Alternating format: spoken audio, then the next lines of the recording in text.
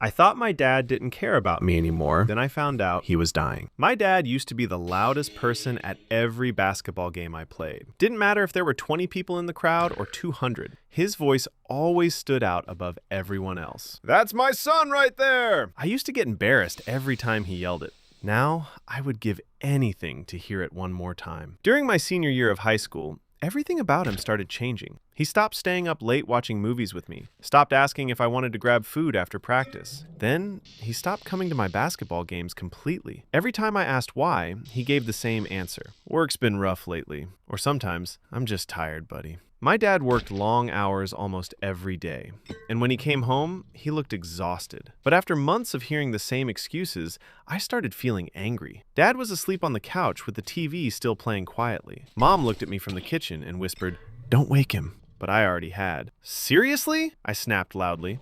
Dad opened his eyes slowly. "What's wrong?" "You missed my game again." He rubbed his face carefully, like even sitting up hurt. "I'm sorry." "That's all you ever say now." Mom gave me a warning look, but I ignored it. "You used to care about this stuff." Dad stayed quiet for a moment. Then he nodded slightly. "I know." That answer somehow made me even angrier. "You know what? Forget it." I turned toward the stairs when Dad suddenly started coughing hard behind me. A deep, painful cough that sounded like it hurt his entire body. I turned around and saw him gripping the couch while trying to breathe normally again. Mom rushed beside him immediately. "You okay?" she whispered nervously. Dad nodded quickly. "Yeah," he said weakly. "Just tired." He was always tired now. The next morning, Mom told me Dad had gone to the hospital because he wasn't feeling well. That night around midnight, I walked downstairs for water and noticed the kitchen light was still on. Mom sat alone at the table, crying quietly into her hands. The second she saw me, she wiped her face quickly. "Where's Dad?" I asked immediately. Mom looked down at the table before answering. "At the hospital." My stomach tightened instantly. "What's happening?" She took a shaky breath. "Your father has cancer." Everything around me suddenly felt distant and quiet. "What?" "He's been hiding it for almost a year." A year? I felt sick. Suddenly, every moment replayed differently inside my head. The coughing, the exhaustion, the missed games. He wasn't ignoring me. He was dying. And I spent months believing he didn't love me anymore. I drove to the hospital immediately. When I walked into Dad's room, I barely recognized him. Weak. But the second he saw me, he still smiled. "There's my guy." That instantly broke me. I started crying before I could even speak. Dad looked heartbroken seeing me like that.